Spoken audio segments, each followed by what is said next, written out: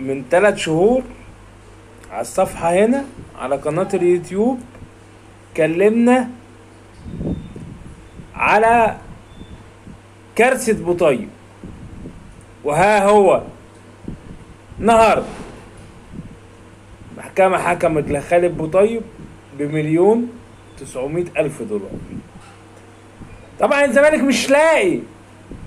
مش لاقي اصلا يجيبوا حق الفطار الصبح يعني. فالزمالك كده كده موقوف، عايز 1,500,000 لسبورتنج لشبونة و1,900,000 لخالد بوطيب.